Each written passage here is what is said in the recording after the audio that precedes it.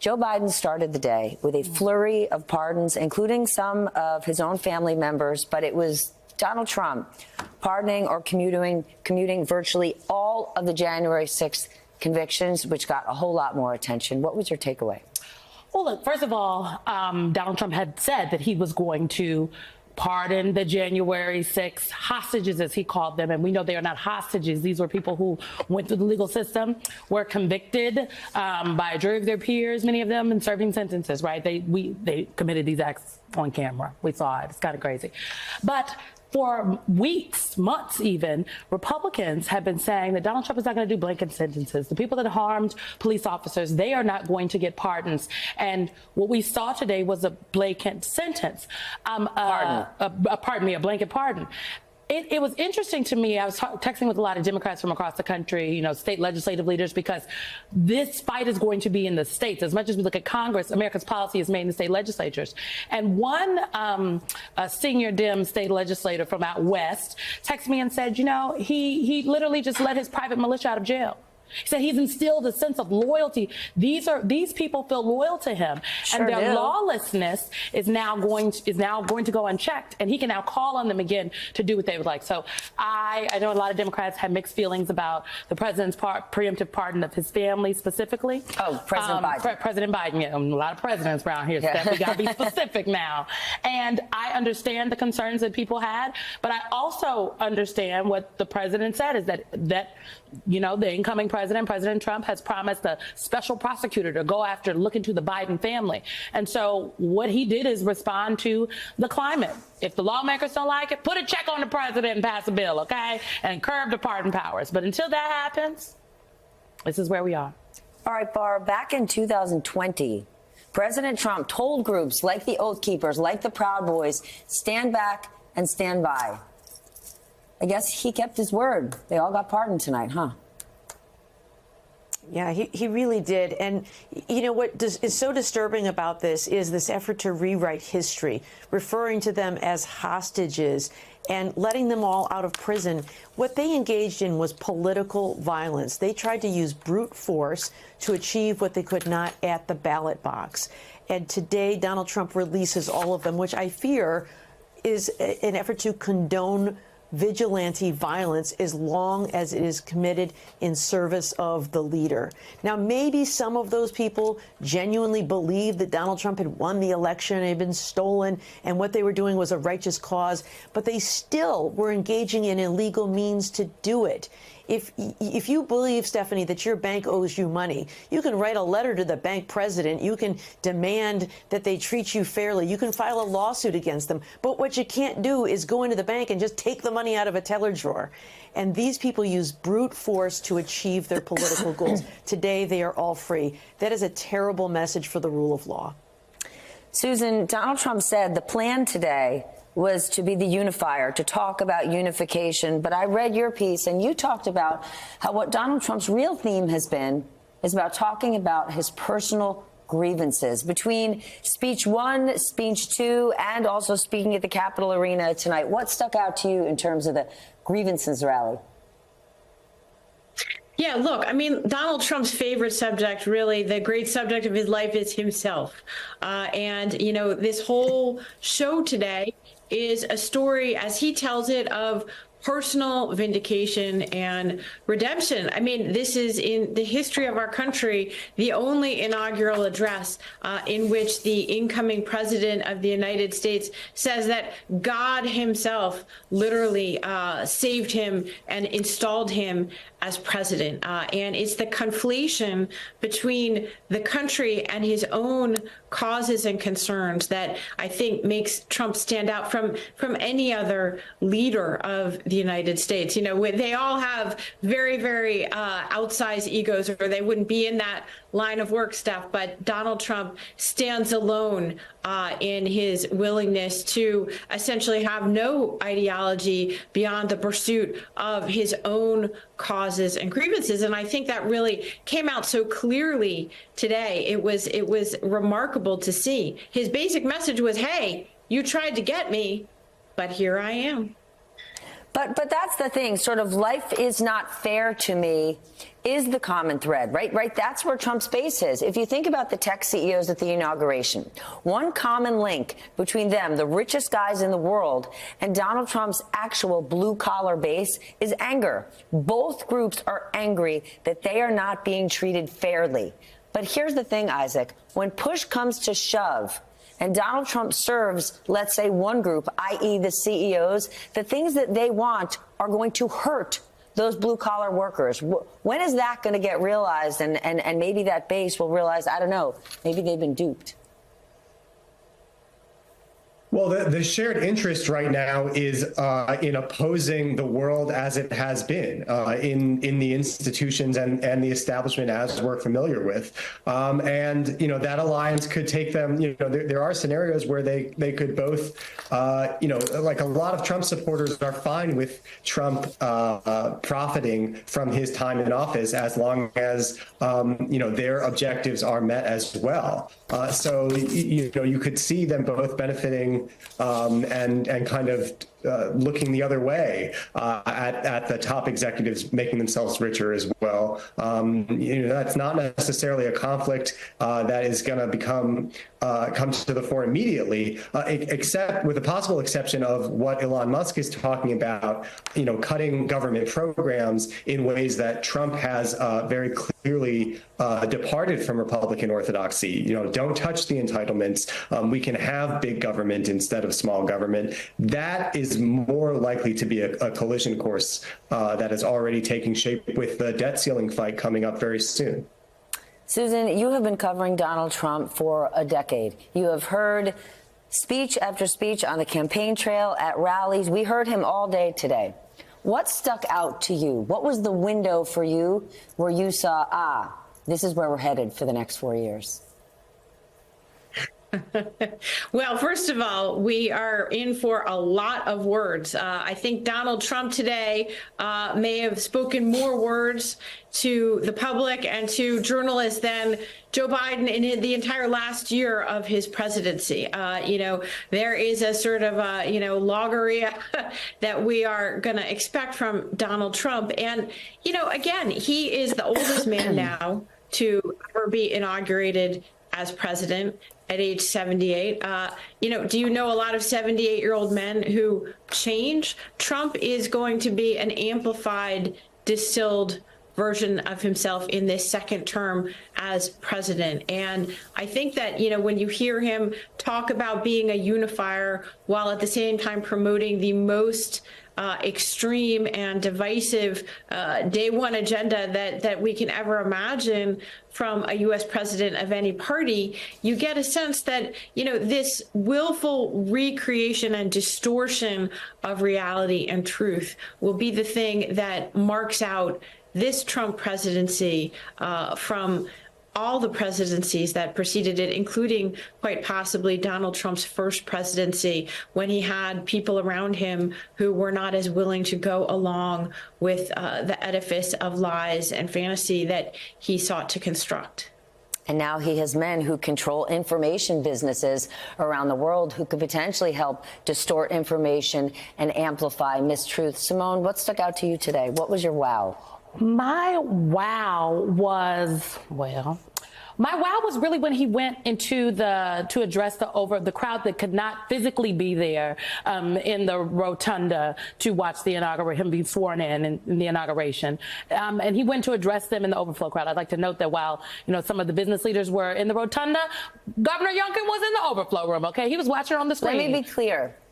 Those CEOs, some of whom didn't support Donald Trump in the campaign, were seated closer than his incoming Secretary of State, Marco Rubio. Take note, right? A CEO once said to me, a president's priorities based on whose calls they take. Donald Trump does not need to get elected again. What he would like to get is richer, and it's happening. And as you said earlier today, very specific business leaders and CEOs, right? This isn't the CEO of Walmart wasn't there. I didn't see the CEO of Gap sitting behind the president, okay? The people that control how we perceive and how we review information, those are the folks who are behind the president. But what stuck out to me is what he said when he went into the overflow crowd. And it was what he really wanted to say. He was not on a teleprompter. He was unscripted, unfettered, and he was mean. He was vindictive. He was clear. clear about what his priorities are. And for months on end, people had told us, well, this is just Donald Trump's rhetoric. You have to watch what he is saying. But he is the president of the United States of America. His words carry weight now. This was not a campaign rally he was at. And he made good on the promises that he made in that overflow crowd when he went and he signed these executive orders, some memorandums and some orders. Specifically, people have talked a lot about the pardoning of the January 6th insurrectionists and the birthright citizenship. Birthright citizenship and what he signed and said about TikTok, those matter to me because that is the Constitution. So how are the lawmakers going to respond to the President of the United States blatantly giving them the proverbial middle finger today?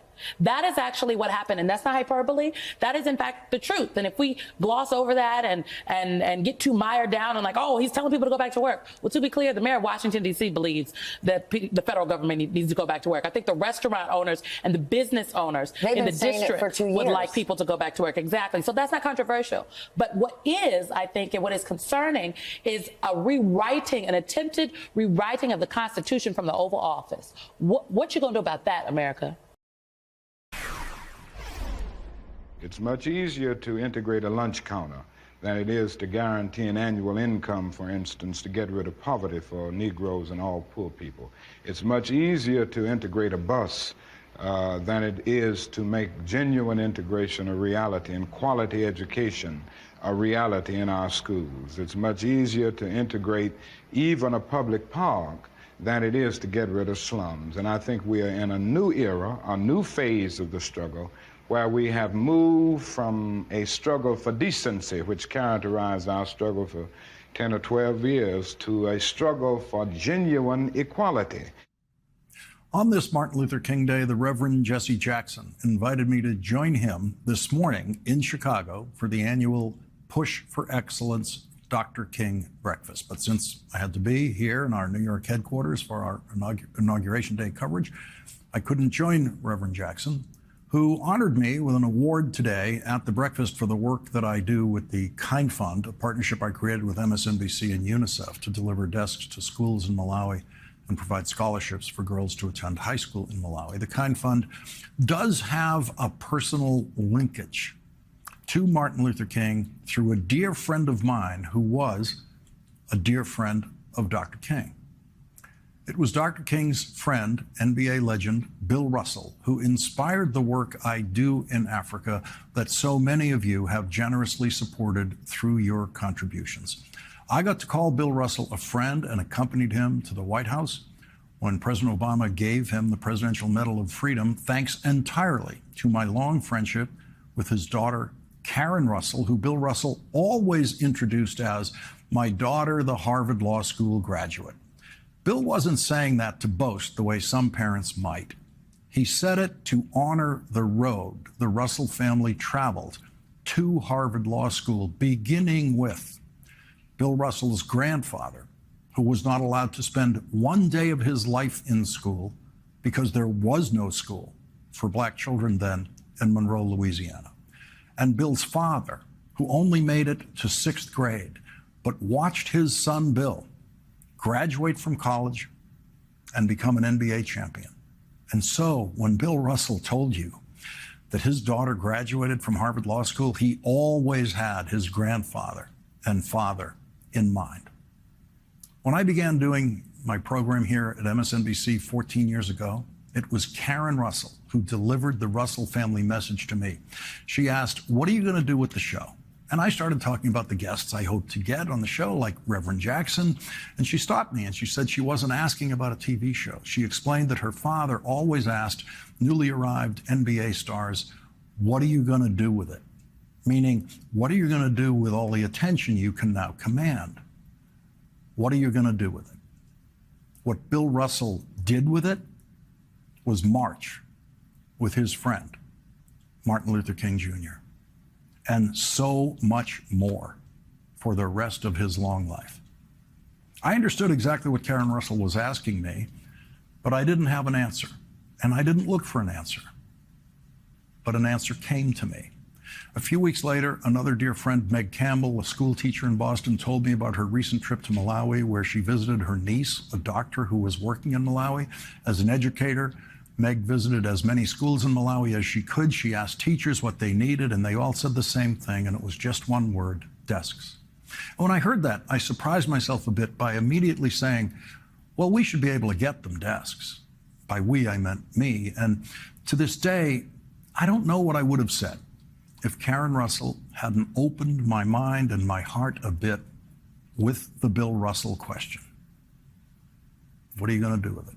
And the next day, I started planning my first trip to Malawi, and I found my answer to the Bill Russell question. What are you going to do with it? January 20th, Martin Luther King Day, is the day every year when we should ask ourselves our version of what are we going to do with it? What are we going to do with whatever ability we have to honor Dr. King's memory and his example? At the breakfast in Chicago this morning, 8-year-old Bradley Holt recited presidential candidate Jesse Jackson's speech to the Democratic Convention of 1988.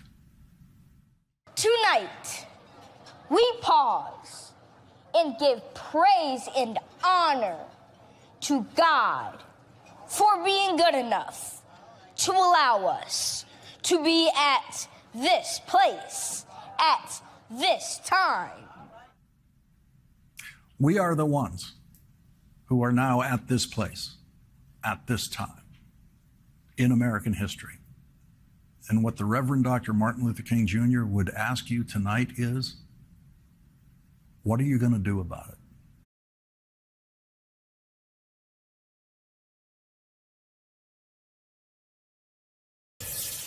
For a lot of Americans, there is a special pain in the fact that today's inauguration is taking place on the federal holiday honoring the life and service of the Reverend Dr. Martin Luther King Jr. As I reflected on this weekend, I reread the speech Dr. King gave just 5 days before his murder. In his last Sunday sermon delivered March 31st, 1968 at the Washington National Cathedral, same place as Jimmy Carter's funeral. He talked about the Poor People's March scheduled for that summer. Dr. King's speech, titled Remaining Awake Through a Great Revolution, is very prescient today. It begins with Washington Irving's story of Rip Van Winkle, noting that when Van Winkle went to sleep, the inn in town bore a picture of King George III of England. When Van Winkle awoke, the picture was of George Washington. Rip Van Winkle didn't just sleep 20 years, he slept through a revolution. Dr. King added, though through our scientific and technological genius, we have made of this world a neighborhood, and yet we have not had the ethical commitment to make of it a brotherhood. But somehow and in some way, we have got to do this.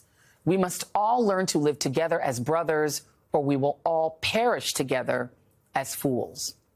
Joining me now is Dr. King's son, Martin Luther King III, Reverend Amos Brown, pastor of the Third Baptist Church of San Francisco and president of the San Francisco NAACP, and Reverend Al Sharpton, president of the National Action Network and host of Politics Nation on MSNBC. Martin Luther King III, I go to you first to ask how it felt for you as his son to see his day coincide with the nomination of Donald Trump.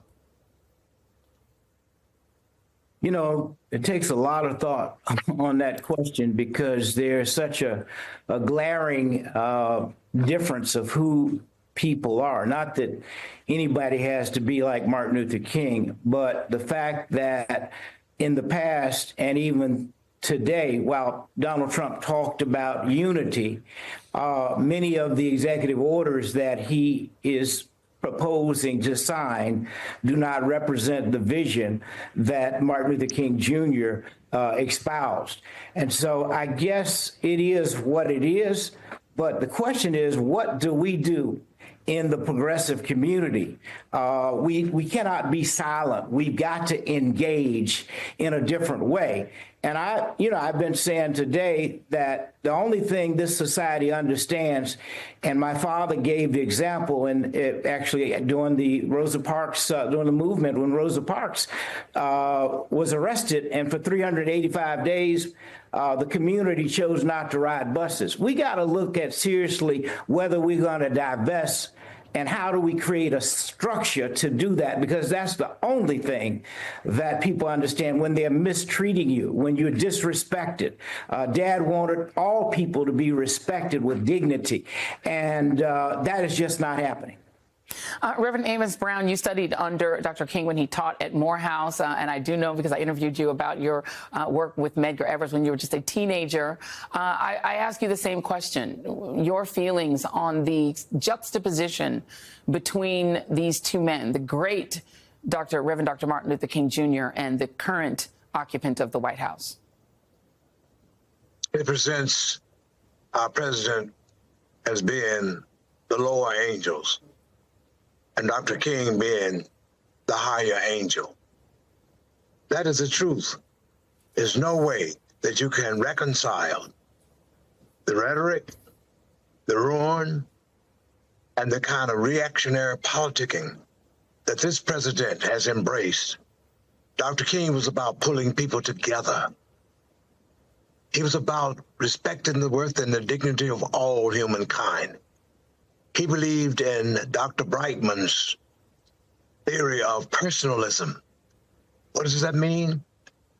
Regardless to how different we may be as human beings, they are persons, and we should never do things that would cause harm, hardship, and horror for others. And all we have to do is just check the record and realize that this president has shown himself not to be of civility, kindness, love, respect, and a global world citizen. Yeah. We even have in this nation persons who have embraced conservative religiosity that is not about Jesus of Nazareth, but it's about power, money, and racism. And that's why we still have not fulfilled Dr. Martin Luther King's dream of the beloved community. Amen to that. Rev, my big brother, there's a lot going through my spirit today. But, Jesus loved the immigrant. Donald Trump has the promise to deport and persecute the immigrant. He preached love, as Reverend Brown has said. Donald Trump has celebrated and sort of luxuriated in those he hates, and so luxuriated in it that President Biden felt he had to pardon people he thought he might persecute. You today were inside of a very special church in D.C. holding a rally. Your thoughts on today? You were a youngin', so you were with King when you were young and a little kid, but. Talk about. No, I saw Dr. King twice as a kid, but I joined the movement when I was 12 in the North. And what made Dr. King a national figure is what we picked up today at Metropolitan AME, a church that had the funeral of Frederick Douglass and where the body of Rosa Parks was brought. Dr. King called an economic boycott, as Martin III just talked about, and hit him in the pocketbook. And what we said today is that these companies that are now saying they're going to back up off of diversity and equity and inclusion should therefore not have a diverse consumer base. You don't want diversity? Then we should not buy your products. And we're going to name which company. We're going to take 90 days, work with other groups, and come up with 2 or 3 companies that we're going to make the example of Dr. King. Is withdraw dollars. Donald Trump can't make us spend money with companies that will not deal and commit and continue with diversity and equity and inclusion. Joined now by a special guest as part of our Inauguration Day coverage here on MSNBC, the New York Times, Ezra Klein. You may know him as a New York Times podcaster, writer extraordinaire, also someone who I should mention, we just were hearing from Gordon Sondland, has been associated with analyzing what's going on, not only in Washington, the Democratic Party, but what was going on with former President Biden and voicing a lot of independent reporting and even what some would call criticism, Ezra. So it's interesting to hear your voice tonight. First, your thoughts. It's a big day. I think a couple of things. So one, I think there's been a strange continuity between the end of the Biden administration and the beginning of the Trump administration that I found unnerving. I was pretty sympathetic to the pardon of Hunter Biden. I understand the feeling that there was a revenge campaign that would have expressed itself upon him. Joe Biden has lost 2 children already. To lose a third would be unimaginable. But then the sort of flood of pardons came, then the very strange Equal Rights Amendment move, just sort of saying the Constitution has now changed. If you want to say on a fairly novel legal theory the Constitution is different, maybe do that earlier in your term, not on your way out the door. Probably not when you're not going to say tell the archivist to actually change anything. So that was another piece of it.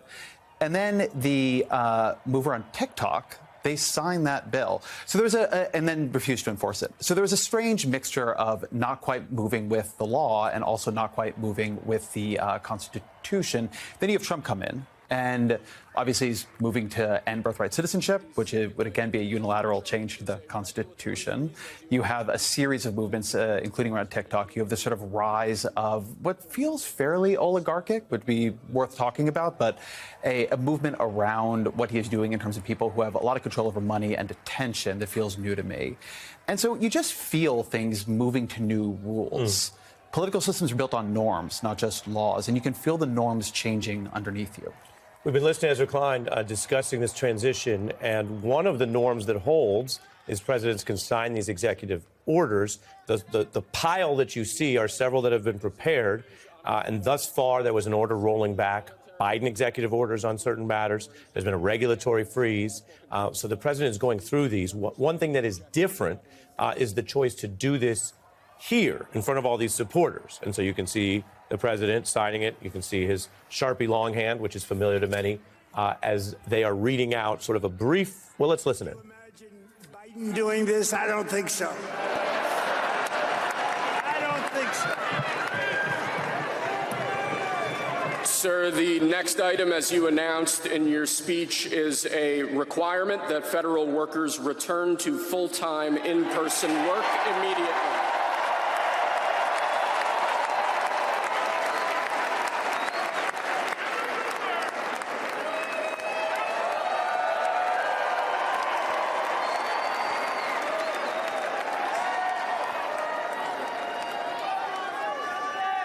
Thank you, sir. Next, we have a directive to every department and agency in the federal government to address the cost of living crisis that has cost Americans so dearly. You can hear the announcer here announcing a version or a summary of each executive order. These, thus far, are actually fairly standard in the sense of what you might expect from any Republican administration. A freeze on federal hiring, a reference to sort of workplace policies. Sir, the next item here is the withdrawal from the Paris Climate Treaty. The Paris Climate Treaty, something we have seen zigzag depending on which party is in power. Based on what we're hearing, it sounds like they are starting with some of the more expected or traditional orders.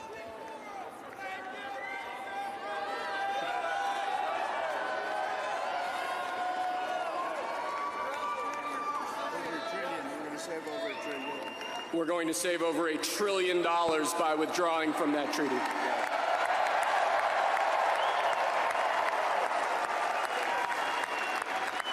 And the next item, sir, is a letter that will be transmitted to the United Nations explaining that we are withdrawing from the Paris Climate Treaty. Executive orders carry the legal force of the president, and that's true regardless of where they're signed. This is an effort to draw attention to it. You could do it at the residence, the White House. You can do it here in front of a crowd. They're giving this crowd, many of whom wanted to see it outside, something else to witness. Directive to the federal government ordering the restoration of freedom of speech and preventing government censorship of free speech going forward. That order, fairly broad in its description, is the kind of thing that we've seen many presidents do and are sometimes called messaging executive orders. The First Amendment is a constitutional matter, largely adjudicated by the courts. A presidential statement doesn't change it. To the Oval Office to sign a large number of other items is a directive to the federal government ending the weaponization of government against the political adversaries of the previous administration, as we've seen. We can see the president there gesturing. We're going to keep monitoring this. Ezra Klein is with me. Your thoughts on what we're seeing now, which is even beyond how Trump handled executive orders in the first term. So on the one hand, as you say, a lot of these executive orders are what he has telegraphed and what you would expect. There's a pomp and circumstance here. Donald Trump is nothing if not a remarkable marketer. And one of their theories the whole way through has been to project a sense of energy they feel that President Biden was not able to project. They're very famously, they had this set of words to remember in the Trump campaign headquarters, and the first was strong. The thing that he wants to project is strength, is energy, is vigor. He is the oldest president to ever take office. So he is in a position where, just like Joe Biden did, he's going to have to fight against a sense that he is a bit over the hill. So coming out with a lot of force, coming out showing you're getting a lot done is both in part meant to market him, but also in part meant to allay some of these concerns about whether or not he'll be a lame duck in his second term. He just finished this first batch. We expect more orders to come. And so, indeed, they've talked about dozens. This was several done, as I mentioned, to offer that for the crowd. The president, you can see him there. Both things can be true, Ezra. This was quite a political comeback for this individual, Donald Trump, with everything he faced. And yet it was also a very close election. And you have been reporting and writing about that. Very close in the House, which matters for governing, and a very tight margin in the overall total vote. And yet you note that social media is, quote, humanity's vibes machine, and Republicans are doing better there. Explain what you mean, and we have about 2 minutes left in our time, a lot more coverage to come on MSNBC. So explain what you mean about that tight outcome and why it might feel different. Yeah, this is the narrowest popular vote margin since the 2000 election.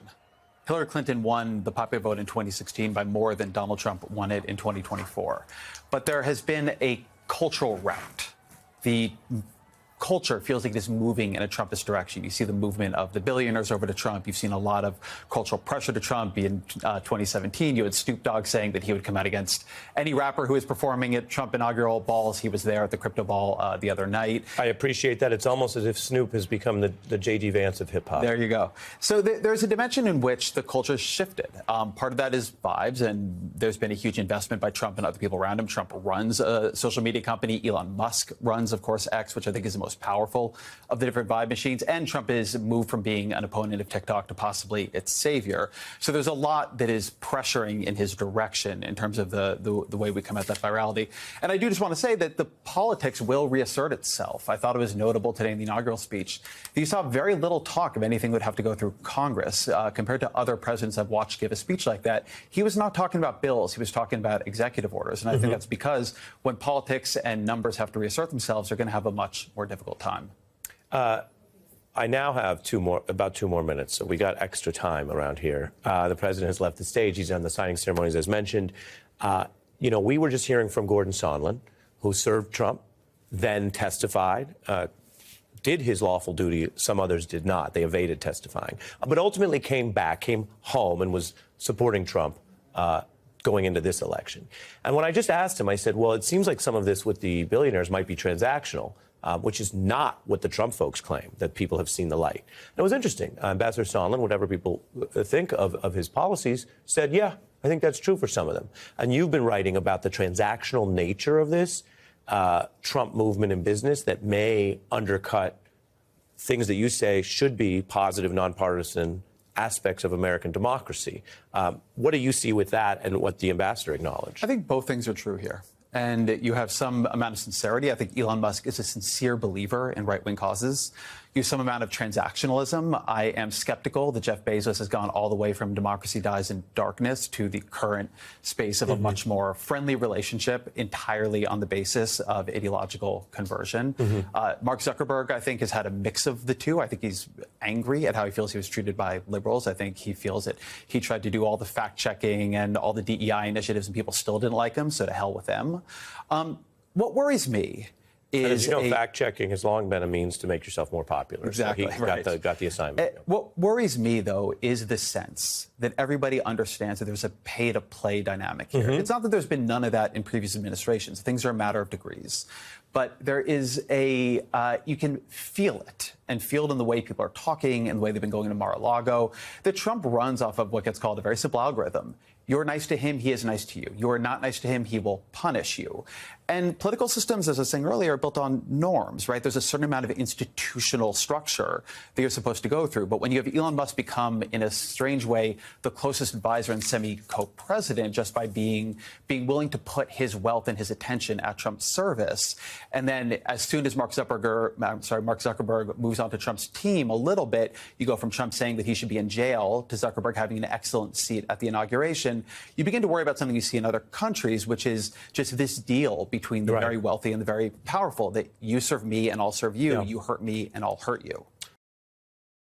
Despite some of the familiar pageantry today I've been talking about, it's worth repeating that what we saw today was not a normal inauguration of an American president.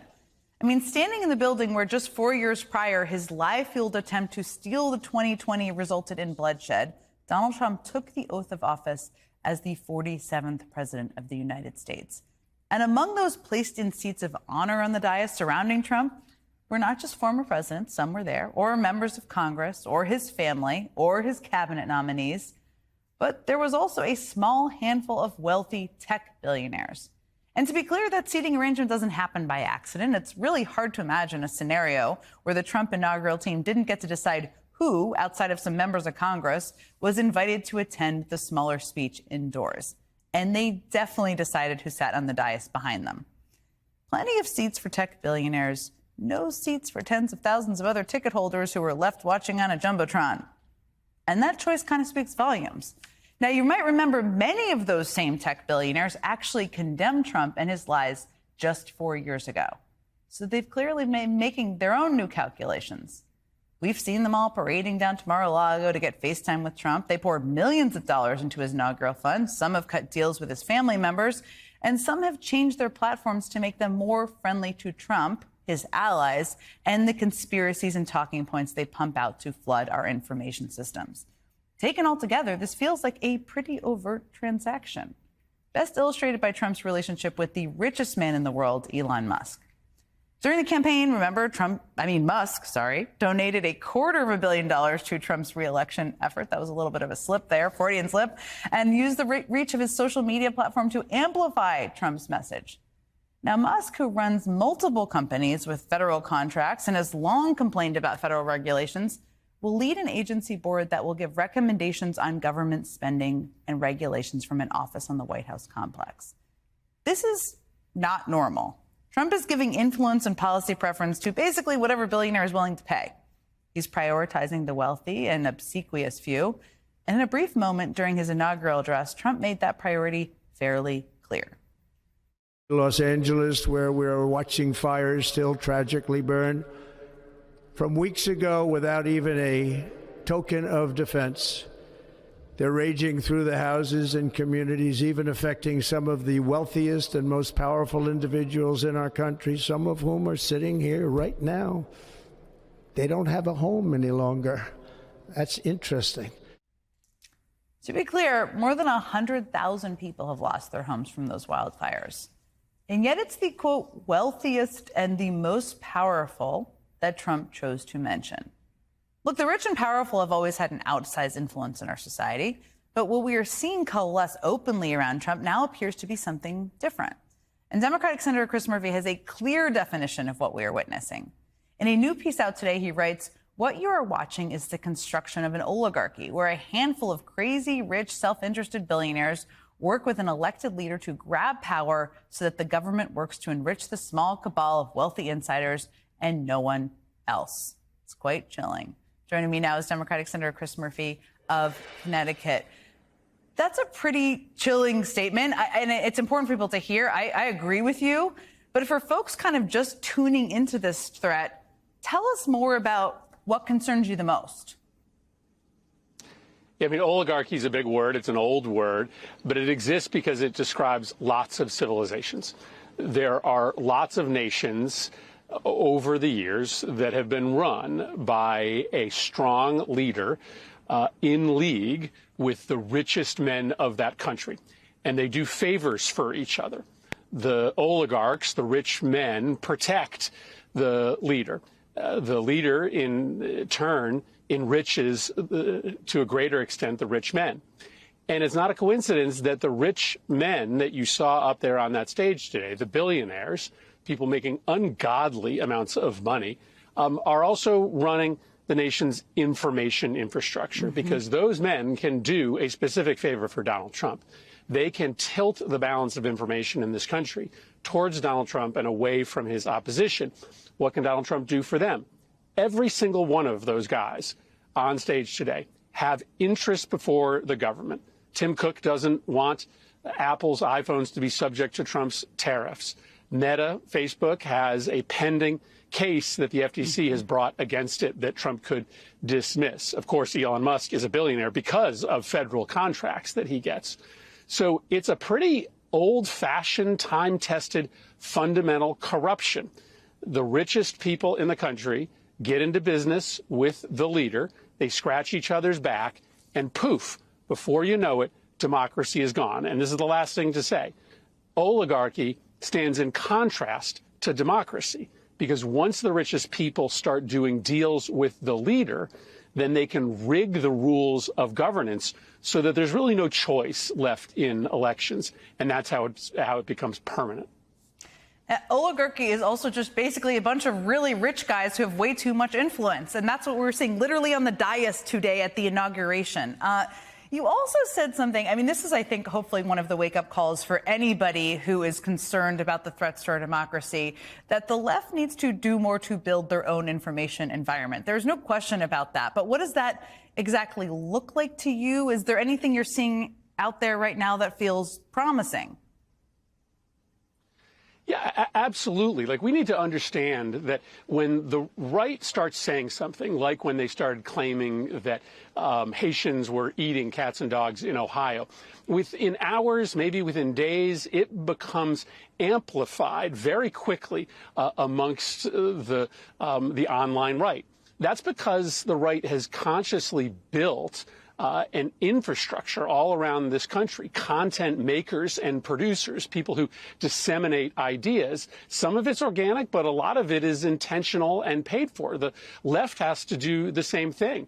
We've got some really great innovators right now who are creating content, who are helping progressives amplify pro-democracy messages. And instead of just sort of feeding money to the ad makers who essentially rent space every 4 years, giving money often to Facebook and Sinclair Media, opponents of the left, we should be building that kind of permanent infrastructure. So I hope that that's the mission that the Democratic Party undertakes in the next few years. We don't have to copy what they do, but we can't be operating in an information vacuum. It's also probably going to require other senators and elected officials, prominent ones like yourself, recognizing the value of that and not relying only on more old school means of communicating. There's so much that happened today, to state the obvious. I've been talking about it all show. I talked to your colleague, Senator Schiff, about it. But I do want to ask you a couple of things we just saw in the Oval Office, including pardons for 1,500 January 6th insurrectionists. Trump even commuted the sentence of Stuart Rhodes, the leader of the Oath Keepers, who was convicted of seditious conspiracy. What was your reaction as you watched that happen in the Oval Office? I mean, this is the most unconscionable act of the day. It could go down as the most unconscionable act of this year. Listen, we are a democracy. We are a peaceful democracy. The bedrock that has kept us standing for 240 years is that we don't endorse violence as a means to grab power. That's what those protesters, that's what those rioters were doing. They were storming the Capitol, beating police officers over the head with flagpoles in order to seize power for their leader. And by endorsing and celebrating their actions today, by making sure that they won't be accountable for what they did, it guarantees that it will happen again. And by the way, it might not be at a national level. Trump has now basically said, if you carry out acts of violence to try to put your favorite leader in power, there's a good chance you will never, ever be held accountable for it. Remember, Gretchen Whitmer almost lost her life in Michigan because another group of vigilantes had a plan to kidnap her and kill her. Right? So this puts elected leaders all across the country, maybe today on the left, but down the line on the right and left, in jeopardy because political violence just got mainstreamed. It's a cowardly and unconscionable thing that Donald Trump has done. Zero consequences for these people, which is really remarkable, unbelievable, horrifying. He signed a number of executive orders today, and there's so much for us to dive into. I feel like we're all trying to digest it. One of them was an executive order giving TikTok a 75-day extension. I know you've said you'd rather see Congress tackle legislation that protects children online rather than focus on banning one social media platform. Totally fair. But where does this go from here, do you think? Well, I don't know that TikTok is really interested in selling, but what has been clear over the last 48 hours is they're really interested in getting in good with Donald Trump. And that may be because TikTok is ultimately answerable to the Chinese government. And so they're trying to cut a favorable deal with Trump so that he'll give China a pass on the issue of trade or give them a pass on Taiwan. What Trump said the other day is that he wants the federal government to take a 50% stake in TikTok. That means Donald Trump gets to run TikTok. Well, Donald Trump Jr. gets to run Twitter. Once again, you're seeing the Trump administration try assiduously to take control of the country's information infrastructure, to have state-run, state-controlled media. That's another way that democracy goes down the drain. You know where there's state-run controlled media? You know well, Senator. China, Russia, a lot of those countries out there we certainly don't want to model. Thank you so much for joining me, Senator Murphy. Always love talking to you.